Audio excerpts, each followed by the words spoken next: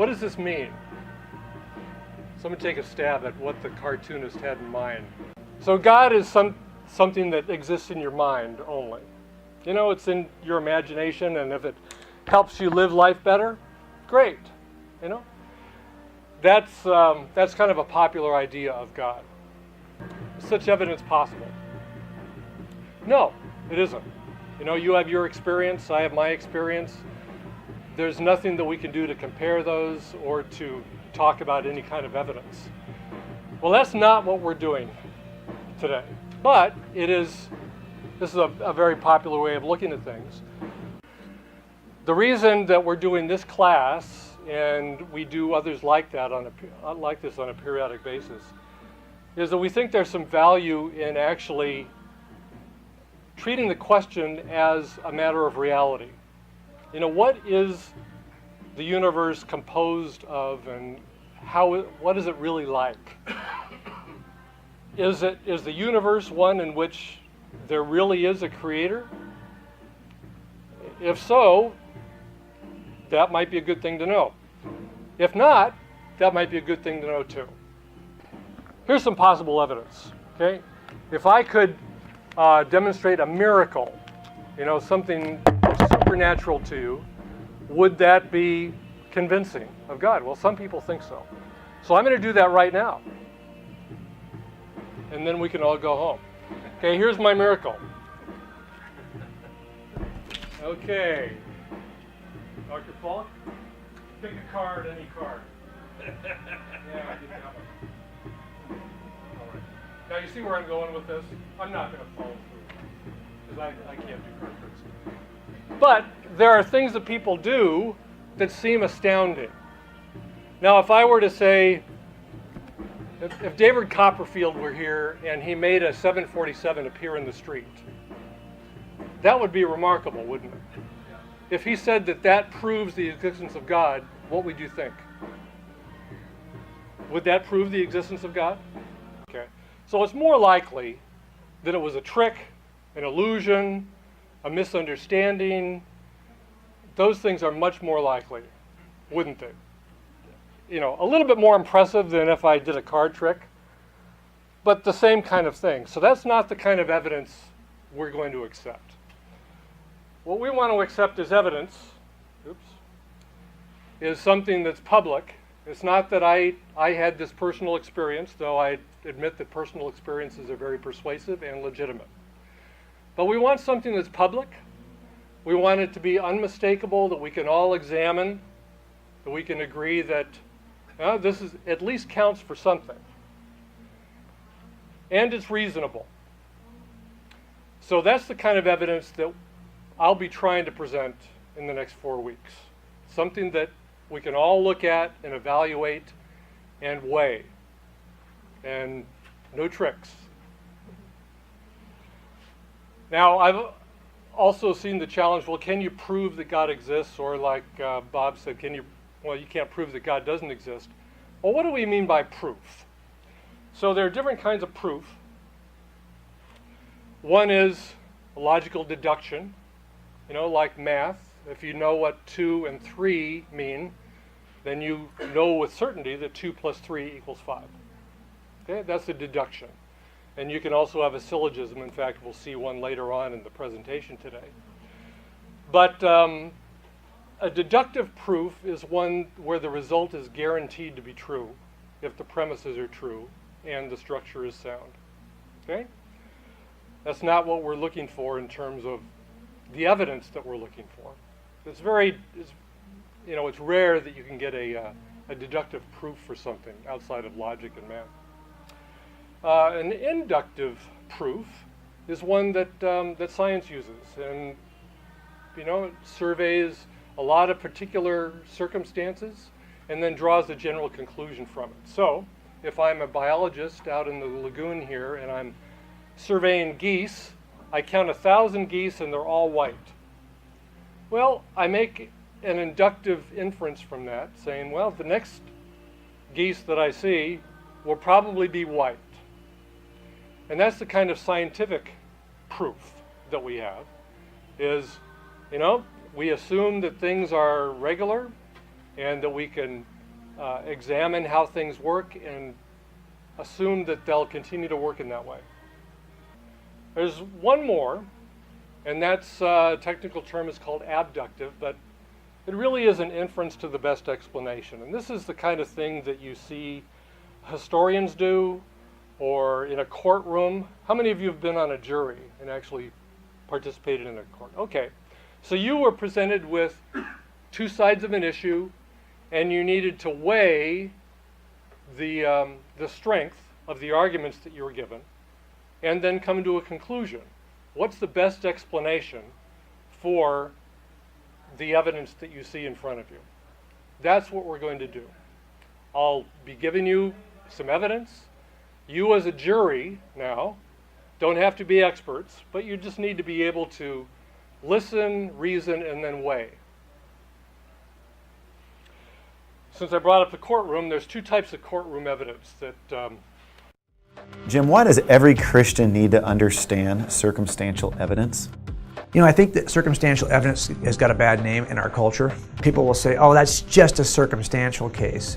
You can tell there's a certain disdain for circumstantial evidence. Now, I can tell you that I've done a number of cold cases, all cases from the distant past, where we've made a case and successfully prosecuted somebody with nothing more than circumstantial evidence. I've never had a case I made with direct evidence. There's two kinds of evidence: direct evidence, indirect evidence, that's sometimes called circumstantial evidence. I'll give you a quick illustration we use in court. Judges will use this as an illustration in California. If somebody came inside from outside and told you it was raining outside, that would be a piece of direct evidence, eyewitness testimony. You can conclude, if you find that the witness to be reliable, that it's raining outside.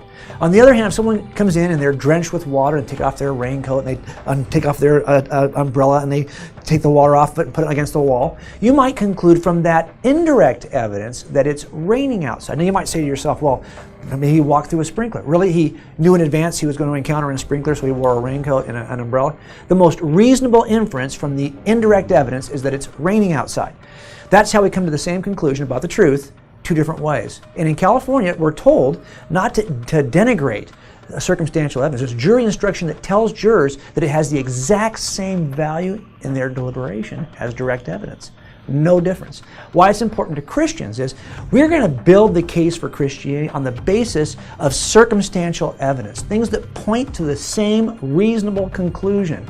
And if we allow people to frame the game up before we begin by saying you don't have any direct evidence, well, that's a false claim, and we don't need to have direct evidence to come to a truth claim. I've never had it, yet I'm able to convict suspects all the time. The first thing we have to kind of understand, though, is the power of circumstantial evidence and help people to realize that in trials every day across the land, we don't need direct evidence to make the case.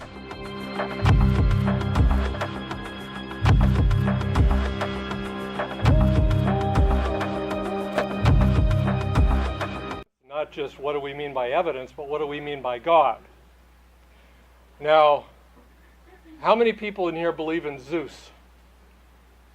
Or Horus? Or Thor? Okay, so those aren't the kind of, that isn't what we mean by God. People have lots of different ideas about what God means. Here's what we're going to address with the evidence that I bring, okay? It's the Christian view of God. And here are the aspects of that. The God that we're talking about is eternal. It means he has no beginning. No beginning and no end. Immaterial just means that God is not physical. No matter, okay? He does matter, but isn't composed of matter. Powerful, capable of creating the universe. Personal God. We're not talking about a force like Star Wars or, the universe itself or something. We're talking about a person. Interesting thing to try to prove. This God has a moral dimension also. So human moral intuition reflects something real and objective. That's something we'll be covering in a couple of weeks.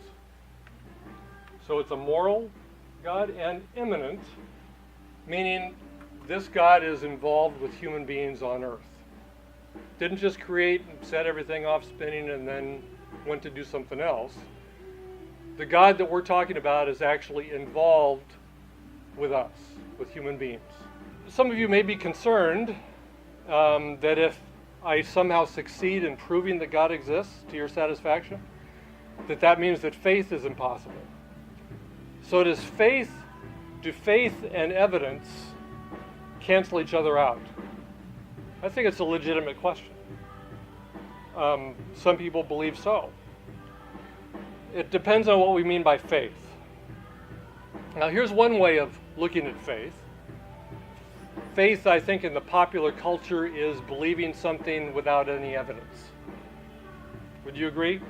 That's kind of the way people normally use it. Here's what Mark Twain said. I like it. He said, faith is believing something you know ain't true. Sounds like Mark Twain. Well, with this kind of definition of faith, I can see why there are a lot of people ridiculing Christians because they think this is what we mean. We just want something to be true, and so we grit our teeth and we clench our eyes and we hope real hard, but that's not what we mean by faith. That's not biblical view of faith. Here's my definition of faith that I'd like you to at least consider and take seriously. A biblical view of faith is acting according to what you have good reasons to believe is true. Another synonym for that would be active trust. So it involves two things, two aspects. One is reasons. So you have reasons to believe something is true. The reasons may be based on the authority of somebody that you trust and respect. That's legitimate. Or you may have other reasons, but you do have some reasons. It's not just wishful thinking. And that you have some actions. So just believing something is not faith. Two parts, acting and reasons. Okay, now here's an illustration of what I'm talking about.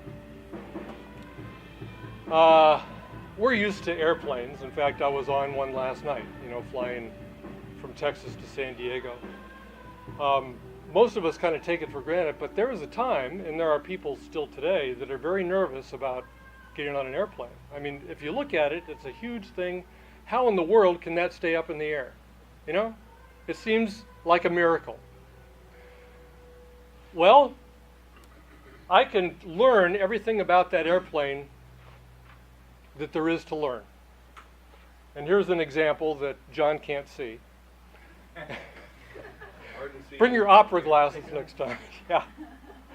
But this is a diagram of an airplane and all the different parts of it. Let's suppose that you were an engineer. You knew exhaustively everything that went into an airplane. You knew the aerodynamics and the construction. And you thought, I'm convinced that this airplane can fly. I know. I'm convinced of it. But unless you actually get on the airplane and go someplace, you have not demonstrated faith in the way that I'm talking about it. That would be called dead faith in the Bible, Book of James. When he talks about dead faith, it's believing something or say you believe something, but not acting like it. Not doing it, it doesn't affect anything. Here's another kind of faith where, you're just ready to launch out into everything. You'll get on any plane. And, hope for the best. And that's a way of kind of looking at things. That's not biblical faith either. That's blind faith, where you don't have some good reasons for trusting what you're putting your faith in. So we don't want either one. We want reasons, good reasons, and we also want to act on what we are convinced is true. Does that eliminate all doubt? No. So it doesn't mean that we don't have any doubts. Doubts are a normal part of life. What it is that we're convinced enough that something is true that we decide to live that way. Here's our basic assumptions going in, because I'm going to be talking about some things having to do with observing the world. So we're going to assume that the external physical world is real. Now, why would I make such a big deal about that? Well, it's because not everyone assumes that's true, okay?